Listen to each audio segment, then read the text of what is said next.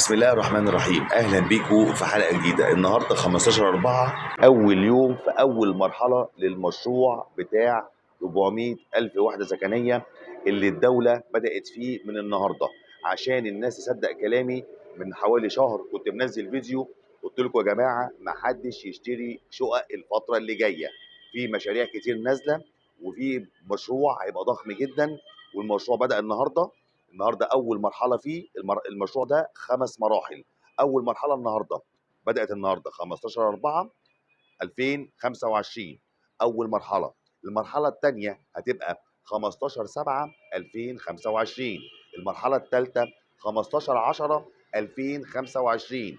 المرحله الرابعه 15/1/2026. المرحله الخامسه 15/4/2026. على مدار سنه كامله كل 5 مراحل متقسمين على السنه هينزل حوالي 400 الف وحده، متوزعين على مناطق كتير جدا. مناطق ما كانش بينزل فيها شقق اصلا قبل كده.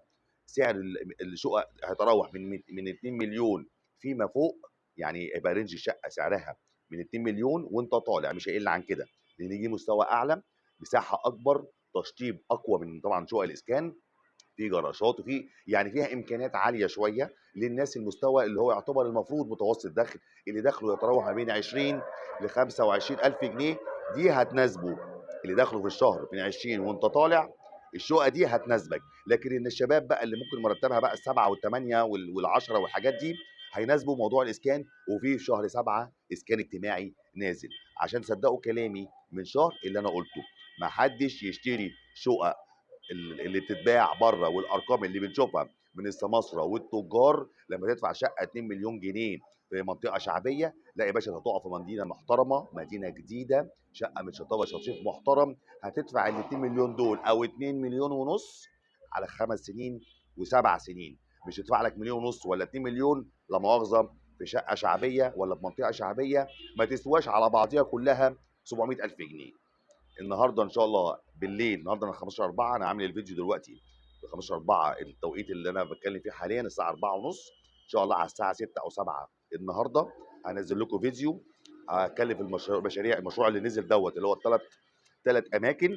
المرحله دي 3 مشاريع في 3 اماكن في 3 مناطق، طبعا مناطق كتير جدا. هعمل لكم فيديو كده مجمع ان شاء الله دي هديكم رؤيه عامه عن المرحله اللي نزلت اللي بدات النهارده دي، اللي تبع البنك الاسكان والتعمير، مش تبع صندوق التمويل العقاري. والمساحات نازله بكام، واسعار المتر ايه، والمناطق اللي نازل فيها الشقق ايه، وكراسات الشروط لل3 مشاريع اللي نزلوا النهارده متوفره معايا. ان شاء الله هتبقى متوفره موجوده النهارده. اللي هيعوزها يبقى يبعت لي على الواتساب يقول لي انا عايز مثلا المشروع الفلاني الكراسه بتاعته، ان هم 3 مشاريع كل مشروع نازل بالكراسه بتاعته، مش كلهم في كراسه واحده. فلما اعمل الفيديو كل واحد يحب يشوف المنطقه اللي هو عايز ياخد فيها الشقه دي يبعت لي على الصفحه بتاعتي. بعد ما يعمل لي متابعه طبعا اقدر ابعت لك خلاصه الشروط، اقول لك دي تبع كذا ودي تبع كذا ودي تبع كذا. مشروع فيها كل حاجه وكل الامور واضحه فيها، وكل التقديمات وكل الشغل بتاع المرحله دي عن طريق النت، عن طريق الموقع. ولا بقى سحب كراسه من بريد ولا تدفع فلوس في بريد ولا اي حاجه. كل الشغل هيبقى عباره عن موقع الكتروني ترفع فيه البطاقه بتاعت حضرتك وبطاقه الزوجه والايميل بتاع سعادتك ورقم الموبايل. ده اللي مطلوب منك عشان تقدم في المشروع ده، لا اكتر ولا اقل. بعد كده بتبدا تدفع الفلوس بتاعتك اللي هي تبقى في مشاريع نازله جديد حجز 200,000، وفي مشاريع نازله جديد الحجز 150,000. تحياتي ليكم. ده كده بس فيديو للناس اللي هاجمتني عشان بقول ما حدش يشتري شقق، وطبعا اللي هاجموني دول اللي هم التجار او السماسره اللي عايزين يبيعوا ويشتروا وياخد عمولته، وانت البس في الحيط في الاسعار اللي انت ايه الوهميه الفلكيه اللي هم عايشين بيها الحياه. ويقول لك اصل الدولار ومش الدولار، ما اعرفش ايه علاقه الدولار بالموضوع. الدولار وصل لرقم، هم بيتكلموا في ارقام ثانيه خالص.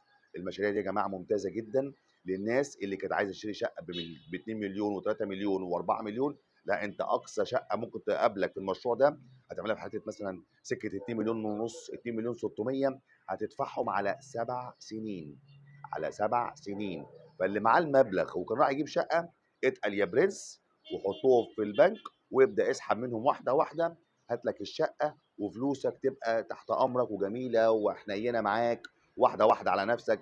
اللي مرتبه يتعدى ال 20,000 جنيه هو اللي هيقدر يتعامل مع الشقق دي. اللي اقل من كده خليك في الاسكان الاجتماعي بتاعه الغلابه. تحياتي ليكم، وانتظروني في الفيديو اللي جاي. كان معاكم حاتم سعيد المحامي. اشوفكم على خير.